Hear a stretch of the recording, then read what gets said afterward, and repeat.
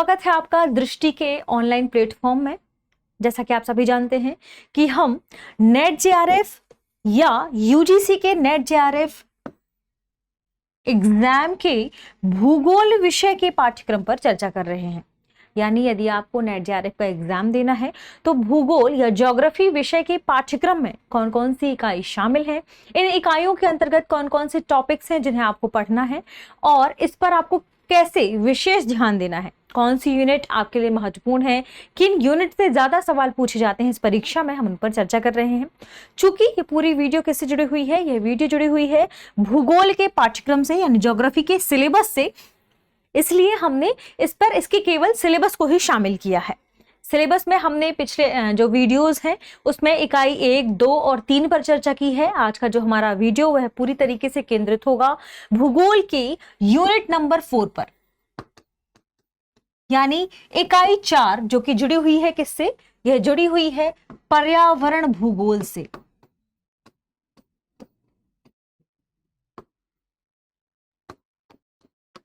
Environmental geography. तो आज के पूरे सेशन में, इस पूरी वीडियो में हम ज्योग्राफी के यूनिट 4 पर चर्चा करेंगे। पर्यावरण भूगोल के अंतर्गत यूजीसी नेट की इकाई 4 में कौन कौन से टॉपिक शामिल किए गए हैं, हम उन पर डिटेल से डिस्कशन करेंगे। आइए देखते हैं इकाई 4 को और यूनिट 4 को कि आखिर इसमें कौन कौन से तथ्य या इसमें इसके अलावा कौन कौन से टॉपिक शामिल है। सबसे पहले बात करें इकाई 4 की, जिसका नाम है पर्यावरण भूगोल, जिसे इंग्लिश में कहते हैं जियोग्राफी ऑफ एनवायरमेंट। ठीक है, जियोग्राफी ऑफ एनवायरमेंट यह क्या है?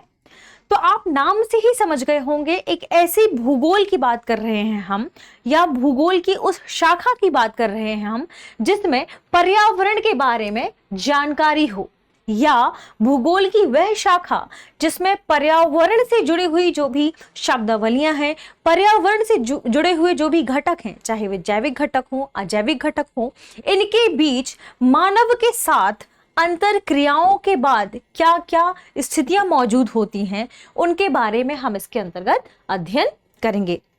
तो किसका अध्ययन है, ध्यान रखिएगा, जैविक एवं अजैविक घटकों के साथ साथ मानव के साथ इनकी अंतर क्रियाओं का अध्ययन जिसके अंतर्गत किया जाता है, या वही भूगोल की कौन सी शाखा कहलाती है, भूगोल की पर्यावरणीय शाखा या पर्यावरण भूगोल कहलाता है। तो ध्यान रखिए इसमें कौन कौन से टॉपिक है। इसमें टॉपिक है पहला घटक। आखिर पर्यावरण भूगोल के घटक कौन कौन से हैं? तो जब हम पर्यावरण भूगोल को पढ़ेंगे तो सबसे पहले इसके कंपोनेंट को जानेंगे कि आखिर पर्यावरण भूगोल में कौन कौन से कंपोनेंट शामिल हैं। तो इसमें शामिल है पारिस्थितिक तंत्र। पारिस्थितिक तंत्र में भी ध्यान रखिएगा क्या, भौगोलिक वर्गीकरण इसका।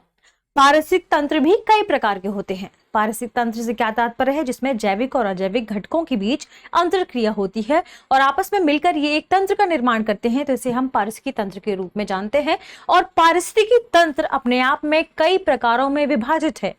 इसे कई आधारों के सापेक्ष अलग अलग टाइप में विभाजित किया गया है, जिसमें निवास आधारित हैं या कई अन्य आधारित जो है पारिस्थितिकी तंत्र पाए जाते हैं, जिनमें सबसे महत्वपूर्ण है स्थल और जल पारिस्थितिकी तंत्र। यदि हम स्थलीय पारिस्थितिकी तंत्र की बात करें तो इसमें हम वनों को शामिल करते हैं, इसमें हम घास के मैदानों को शामिल करते हैं और मरुस्थल को शामिल करते हैं, जिसमें वनों को भी उष्णकटिबंधीय, शीतोष्णकटिबंधीय वनों के रूप में विभाजित करते हैं।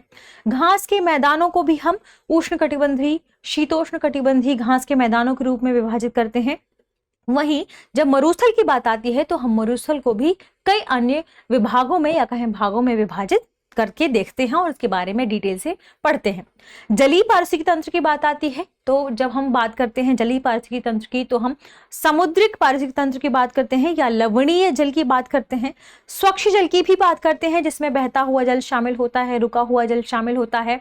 इसके अलावा संक्रमणीय पारिस्थितिकी तंत्र के अंतर्गत ही हम संक्रमणीय पारिस्थितिकी तंत्र की भी बात करते हैं, यानी वह कौन सा जलीय स्तर है, वह जलीय स्तर जिसमें आर्द्र भूमियां आती हैं, मैंग्रोव वन आते हैं, तो इन्हें भी हम पारिस्थितिकी तंत्र के रूप में देखते हैं। यानी पारिस्थितिकी तंत्र का अपने आप में एक बहुत बड़ा एरिया है, तो हम इसे डिटेल से पढ़ेंगे पारिस्थितिकी तंत्र को ही इस पूरे चैप्टर में कि आखिर यह क्या है और इसके जो अलग अलग प्रकार है वे कैसे विभाजित हैं, इनका प्रभाव क्या है और वैश्विक लेवल पर इनका वितरण कहाँ कहाँ है और कैसे है। ठीक है, अब आगे बढ़ते हैं और देखते हैं मानव पारिस्थितिकी को, कि आखिर मानव पारिस्थितिकी क्या है। तो ध्यान रखिएगा, इनके इंग्लिश वाले टर्म्स भी देखते चलते हैं। इकोसिस्टम जिसके बारे में अभी चर्चा की, पारिस्थितिकी तंत्र, और मानव पारिस्थितिकी जब बात करते हैं तो यह है ह्यूमन इकोलॉजी। तो दरअसल मानव पारिस्थितिकी बात वही है जिसके बारे में अभी हमने चर्चा की, कि जैविक और अजैविक घटकों के साथ साथ मानव के साथ इनका क्या अंतर क्रिया है, या मानव के साथ इनका क्या संबंध है। जब हम इसके बारे में डिटेल से चर्चा करते हैं, पर्यावरण या पारिस्थितिकी तंत्र और मानव के बीच जब हम अंतर क्रियाओं के बारे में चर्चा करते हैं तो इसे मानव पारिस्थितिकी तंत्र के रूप में देखते हैं। मानव पारिस्थितिकी तंत्र भी, या कहे मानव भी, पर्यावरण या पारिस्थितिकी तंत्र में प्रत्यक्ष और अप्रत्यक्ष रूप से अपनी भूमिका निभाता है, जिसमें प्रत्यक्ष रूप से आप देखते हैं खनन, उत्खनन या जो परमाणु से संबंधित अभिक्रियाएं हैं वे सभी मानव की प्रत्यक्ष गतिविधियां होती हैं। अप्रत्यक्ष गतिविधियों में कई बार जो प्रदूषण ऐसे होते हैं जो प्रत्यक्ष रूप से नहीं मानव द्वारा किए जाते, वे अप्रत्यक्ष गतिविधियां हैं। यदि आप रेफ्रिजरेटर यूज कर रहे हैं, यदि आप एसी यूज कर रहे हैं, तो इससे निकलने वाली जो CFC गैसें हैं वे आसपास के वातावरण को प्रभावित करती हैं। सबसे ज्यादा प्रभावित करती हैं ओजोन छिद्र को। तो ये कहीं ना कहीं अप्रत्यक्ष रूप से मानव भूमिका है पर्यावरण के लिए। आप इसे नकारात्मक भूमिका के रूप में भी देख सकते हैं। तो इन सभी संबंधों को हम डिटेल से जानेंगे किसमें, मानव पारिस्थितिकी के रूप में। अब बात करते हैं पर्यावरण भूगोल की क्रिया के बारे में, या जिसके लिए इन्होंने शब्द इस्तेमाल किया है फंक्शन। तो इनकी अंतर क्रियाओं के बारे में, तो दरअसल पारिस्थितिकी में भी अपने अंदर के जो भी घटक हैं जैविक और अजैविक, इनके बीच में अंतर क्रियाएं होती हैं। इन्हीं अंतर क्रियाओं के बारे में हम डिटेल से चर्चा करेंगे और जानेंगे, जिसमें सबसे महत्वपूर्ण यदि हम बात करें टॉपिक्स की तो निकल कर आते हैं पोषण स्तर, ऊर्जा प्रवाह और चक्रण। ये अपने आप में महत्वपूर्ण है, इनके बारे में जानना जरूरी है। और इसी के अंतर्गत हम बहुत छोटे छोटे टर्म्स को भी जानेंगे, यानी आप इसे इंग्लिश में भी देख लीजिए कौन कौन से यहाँ पर आप समझेंगे, जिसमें हम बात करेंगे ट्रॉफिक लेवल्स की, एनर्जी फ्लोज की और साइकिल्स की। जिसमें यदि बात करें पोषण स्तर की, कि ये क्या है, तो पोषण स्तर यानी जब एक वर्ग से दूसरे वर्ग की ओर या एक जीव समूह से दूसरे जीव समूह की ओर जब ऊर्जा का प्रवाह होता है, खासकर ऊर्जा के स्वरूप में, आहार के रूप में भी आप कह सकते हैं, तो हम जब एक पोषण स्तर से दूसरे पोषण के स्तर की ओर बढ़ते हैं तो उन्हें हम नामांकित करते हुए चलते हैं। जैसे बात करें हम घास की या बात करें पादप प्लवक की, तो ये क्या है, ये उत्पादक हैं, शुरुआती लेवल है और इनका पोषण स्तर होगा 1। उसके बाद आगे क्रमशः क्रम बढ़ता जाता है और इसके बाद उपभोक्ता का लेवल शुरू होता है, प्राथमिक उपभोक्ता, दूसरा या द्वितीय उपभोक्ता। तो क्रमशः इनके पोषण स्तर का भी नामांकन होता है और इन्हें ही पोषण स्तर में 1, 2, 3, 4 लेवल में डिवाइड किया गया है। तो हम डिटेल से पोषण स्तर के बारे में भी जानेंगे। हम जानेंगे ऊर्जा के प्रवाह के रूप में, जब एक जीव से दूसरे जीव में ऊर्जा का स्थानांतरण होता है तो इसे ऊर्जा प्रवाह के रूप में जानते हैं या इसी रूप में समझते हैं, तो इसे भी जानेंगे डिटेल से। जानेंगे चक्रण को, आखिर चक्रण क्या है, क्योंकि हम सभी जानते हैं कि हमारे वातावरण में हर गैस का एक निश्चित प्रतिशत है, या हमारे वायुमंडल में गैसों का प्रतिशत निश्चित है। तो इन गैसों के प्रतिशत में आप देखिए, हम गैसों का इस्तेमाल करते हैं या अन्य जीव जंतुओं भी गैसों का इस्तेमाल करते हैं। तो इसके इस्तेमाल के बाद भी जो वातावरण है या वायुमंडल है उसमें गैसों का प्रतिशत सेम कैसे बना रहता है, तो यह एक पूरी प्रक्रिया है जिसे साइकिल्स के रूप में जानते हैं, चक्रण के रूप में जानते हैं। ये अलग अलग गैसों के लिए अलग अलग है, ध्यान रखिएगा। सबसे पहले है भू रासायनिक, तो जब हम रासायनिक अभिक्रियाओं के माध्यम से ऐसी चक्रों की बात करते हैं तो इसे भू रासायनिक चक्रण कहते हैं। ऐसे ही कार्बन के लिए भी है, नाइट्रोजन के लिए भी है और ऑक्सीजन के लिए है। हम डिटेल से इन सभी चक्रों के बारे में जानेंगे। इसके अलावा कुछ अन्य चक्र भी हैं, जैसे फास्फोरस भी है, इसके बारे में अक्सर चर्चा में रहता है। सल्फर चक्र है, यह भी अक्सर चर्चा में रहता है, तो हम इसके बारे में भी डिटेल से चर्चा कर लेंगे। हालांकि आपको यह इसके आपके नोट्स में नहीं है, लेकिन फिर भी आपके लिए जानना जरूरी है, तो देख लेंगे। ठीक है, आगे बढ़ते हैं। खाद्य श्रृंखला, यह एक चेन के रूप में कार्य करती है, जैसे फूड चेन कहते हैं, इसे इंग्लिश में कहते हैं फूड चेन, ध्यान रखिएगा। तो इसमें भी क्या होता है, अलग अलग लेवल होते हैं। इसी आधार पर जब एक व्यक्ति से या एक जीव, क्योंकि हम सभी जानते हैं कि एक जीव है उसका अन्य जीवों के द्वारा भक्षण होता है, या वह जीव अन्य जीवों के लिए भोजन के रूप में है, अवेलेबल है। तो जब यह पूरा एक अनुक्रम चलता है फूड के लिए तो इसे कहते हैं फूड चेन। और जब यही फूड चेन कई तरीकों से विभाजित हो या इनका पूरा एक नेटवर्क हो तो इसे कहते हैं फूड वेब। ध्यान रखिएगा, ठीक है। यानी जब एक ही जीवों के बारे में बात चल रही हो कि एक जीव है, उसका भोजन कोई दूसरा जीव है, तो इसे फूड चेन के रूप में जानते हैं। और जब इन्हीं का पूरा एक नेटवर्क हो तो इसे खाद्य जाल के रूप में जानते हैं या इसे जानते हैं फूड वेब के रूप में, ठीक है। एक तीसरा सबसे महत्वपूर्ण टर्म है, ध्यान रखेगा, इकोलॉजिकल पिरामिड, या ध्यान रखेगा पारिस्थितिकी पिरामिड। तो पारिस्थितिकी पिरामिड भी अपने आप में एक महत्वपूर्ण है। पिरामिड या पारिस्थितिकी पिरामिड भी कई प्रकार के पाए जाते हैं, जिसमें संख्यात्मक रूप में भी इन्हें डिवाइड किया गया है। बायोमास पिरामिड के नाम से भी इन्हें जानते हैं, ऊर्जा पिरामिड के नाम से भी इन्हें जानते हैं, और इन पिरामिड की आकृतियों की वजह से ही इसे पिरामिड कहते हैं। और इन पिरामिड में अलग अलग ऊर्जा लेवल है या स्तर है, इन पर हम डिटेल से चर्चा करेंगे कि इन पिरामिड्स को किन किन नामों से और अलग अलग नामों से क्यों जाना जाता है, ठीक है। अगली है, ध्यान रखिएगा, मानव अन्योन्य क्रिया और प्रभाव।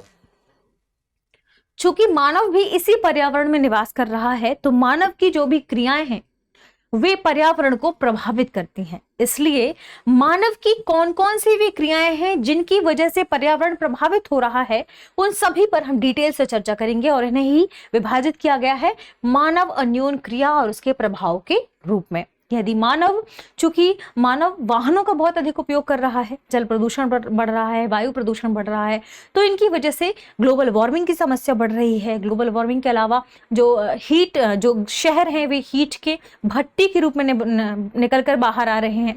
तो जो हीट लैंड इफेक्ट आ रहा है शहरों में, ये सभी मानव की ही क्रियाओं के बाद निकलकर सामने आ रहे हैं। तो इनके बारे में भी डिटेल से चर्चा करेंगे। इसके बाद एक महत्वपूर्ण मुद्दा है जिसे कहते हैं पर्यावरणीय नैतिकता तथा गहन पारिस्थितिकी। ध्यान रखेगा, इसके लिए इंग्लिश में शब्द है environmental ethics and deep ecology. तो जो एनवायरमेंटल एथिक्स है और जो डीप इकोलॉजी है, इसके बारे में भी हम चर्चा करेंगे। यानी पर्यावरण को आप जो नुकसान पहुंचा रहे हैं उसे कैसे नैतिक रूप से हल किया जाएगा, पर्यावरणीय नैतिकता क्या कहती है इसके लिए, इसके बारे में इस पर डिटेल से चर्चा की गई है। एक महत्वपूर्ण शब्द है गहन पारिस्थितिकी यानी डीप इकोलॉजी। तो डीप इकोलॉजी दरअसल पर्यावरण और आध्यात्म इन दोनों को मिक्स करके बनाई गई है। यानी पर्यावरण से संबंधित जो मुद्दे हैं उसमें अभी तक मानव को केंद्र में रखा गया है। डीप इकोलॉजी बात करती है हर एक जीवित जंतु या हर एक जीवित प्राणी के उनकी खुद की इच्छा पर, या हर एक जीवित प्राणी की महत्वता पर कि वे अपने आप में मानव की तरह ही महत्वपूर्ण है, ठीक है। यानी डीप इकोलॉजी एक बड़ा कंसेप्ट है, इसके बारे में भी हम जानेंगे, ठीक है। बात करेंगे पर्यावरणीय संकट के बारे में एवं आपदाओं के बारे में, जो एनवायरमेंटल हैजार्ड्स हैं इनके बारे में समझेंगे, डिजास्टर के बारे में जानेंगे कि ये कैसे भारत में या पूरी दुनिया में डिजास्टर के रूप में काम कर रहे हैं, जिसमें सबसे महत्वपूर्ण होगा वैश्विक तापन, ग्लोबल वार्मिंग, ध्यान रखिएगा। इसके अलावा नगरीय ऊष्मण द्वीप, जिसे इंग्लिश में कहते हैं क्या, अर्बन हीट आइलैंड। आखिर यह क्या है इसे भी जानेंगे, डिटेल से चर्चा करेंगे। जानेंगे वायुमंडलीय प्रदूषण के बारे में, यानी एटमॉस्फेरिक पॉल्यूशन के बारे में, जिसमें आसपास वायु प्रदूषण जो फैल रहा है, इन सभी विषयों पर चर्चा करेंगे। इसके अलावा हम जानेंगे जल प्रदूषण के बारे में, भूमि निम्नीकरण के बारे में। जल प्रदूषण, वायु प्रदूषण, भूमि निम्नीकरण, इनके सभी विषयों पर हम डिटेल से चर्चा करेंगे। भूमि निम्नीकरण में भी कई प्रभाव हैं, एक तो प्राकृतिक रूप से और दूसरा मानवीय। इन सभी के माध्यम से भूमि के निम्नीकरण यानी भूमि के ह्रास जो लगातार हो रहा है भूमि में, उस पर हम चर्चा करेंगे, ठीक है। कुछ और भी बिंदु शामिल हैं, जैसे हमें बात करनी है इस पूरे विषय में ही राष्ट्रीय कार्यक्रम पर और नीतियों पर, कि आखिर पर्यावरण में जो हानिकारक जो प्रवृत्तियां उत्पन्न हो रही हैं, या जलवायु परिवर्तन जो हो रहा है, इससे कैसे रोका जाए। चाहे हम जल प्रदूषण की बात करें, वायु प्रदूषण की बात करें, वन्य की संरक्षण की बात करें, या बात करें भूमि संरक्षण की, कारखानों से संबंधित जो हम लॉज लेकर आए हैं, भूमि से संबंधित जो हम लॉज लेकर आए हैं, इन सभी के बारे में बात करेंगे। राष्ट्रीय स्तर पर क्या कार्यक्रम चल रहे हैं और इससे जुड़ी हुई क्या नीतियां हैं, इनके बारे में देखेंगे। हम चर्चा करेंगे विधिक प्राधिकार की, या ध्यान रखिएगा इसे इंग्लिश में क्या कहते हैं, इसे इंग्लिश में कहते हैं, पिछले स्लाइड में है, लीगल फ्रेमवर्क्स, तो लीगल फ्रेमवर्क के बारे में भी चर्चा करेंगे हम साथ में। इसके अलावा जानेंगे यह केवल राष्ट्रीय स्तर तक ही सीमित नहीं है, यह अंतर्राष्ट्रीय स्तर तक भी फैला हुआ है। तो अंत में हम बात करेंगे पर्यावरणीय नीतियों के बारे में कि भारत के लेवल पर क्या राष्ट्रीय स्तर पर पर्यावरणीय नीतियां बनी हुई हैं और अंतर्राष्ट्रीय समझौते कौन कौन से हैं पर्यावरण को लेकर। इन समझौतों में भी अंतर्राष्ट्रीय कार्यक्रम भी शामिल होंगे, तो अंतर्राष्ट्रीय कार्यक्रम को देखेंगे और जानेंगे अंतर्राष्ट्रीय नीतियों के बारे में जो पर्यावरण संरक्षण से जुड़ी हुई हैं, पर्यावरण के आसपास जो भी प्रवृत्तियां पाई जाती हैं उनमें कैसे सुधार किया जा सकता है, इनसे ये जुड़ी हुई हैं, जिसमें महत्वपूर्ण है, ध्यान रखिएगा। एक है सबसे पहले क्योटो प्रोटोकॉल, जो कि अपने आप में महत्वपूर्ण है, हम सभी जानते हैं। एजेंडा 21 जो कि 21वीं सदी के एजेंडे के लिए इसे संदर्भित किया गया था। इसमें कुछ महत्वपूर्ण मुद्दे शामिल हैं जिन पर हम डिटेल से चर्चा करेंगे। हम जानेंगे संधारणीय विकास लक्ष्य को यानी सस्टेनेबल डेवलपमेंट गोल को, जो कि 17 निर्धारित किए गए हैं। इन 17 सस्टेनेबल डेवलपमेंट में क्या क्या चीजें हैं और वैश्विक लेवल पर या भारत के लेवल पर इन्हें प्राप्त करने के लिए क्या क्या नीतियां बनाई गई हैं, इन पर हम डिटेल से चर्चा करेंगे। हम चर्चा करेंगे पेरिस समझौते पर, जो कि जलवायु से संबंधित एक महत्वपूर्ण समझौता है, जिसे वर्ष 2015 में या कहें इसे कॉप के अंतर्गत लाया गया था और कॉप की बैठकों में ही वर्ष 2015 में पेरिस समझौते को लाया गया था। इसके बाद जो हमारा वातावरण है या हम कहें पूरे वातावरण में वैश्विक लेवल पर हम इसमें कार्बन डाइऑक्साइड के उत्सर्जन को कम करने पर लगातार प्रयास कर रहे हैं, यानी हम चाहते हैं कि आने वाले समय में कार्बन डाइऑक्साइड का जो उत्सर्जन है वह एक निश्चित सीमा तक ही हो, इसके लिए हम लगातार कोशिश करते हैं। और ये सभी शामिल है किसके अंतर्गत, ध्यान रखिएगा, ये शामिल है पेरिस समझौते के अंतर्गत। इसके अलावा वैश्विक लेवल पर कई बैठकें हुई हैं, चाहे आईचीज लक्ष्य की बात करें या बात करें शिखर सम्मेलन की, चाहे स्टॉकहोम शिखर सम्मेलन की बात करें या बात करें वर्ष 1992 के पृथ्वी शिखर सम्मेलन की। इन सभी शिखर सम्मेलनों में डिटेल से लगातार हर वर्ष इस बारे में चर्चा होती रही है कि कैसे पर्यावरणीय जो समस्याएं हैं उन्हें उनके समाधान की ओर अग्रसर हो और पूरी दुनिया कैसे एक साथ आकर नई नई नीतियां लेकर आए, नए नए कार्यक्रम शुरू करें, राष्ट्रीय स्तर पर भी ये कार्यक्रम शुरू हो। कुछ ऐसे समझौते हैं जो बाध्यकारी हैं, कुछ ऐसे समझौते हैं जो बाध्यकारी नहीं हैं। इन सभी पर हम डिटेल से चर्चा करेंगे। क्यों?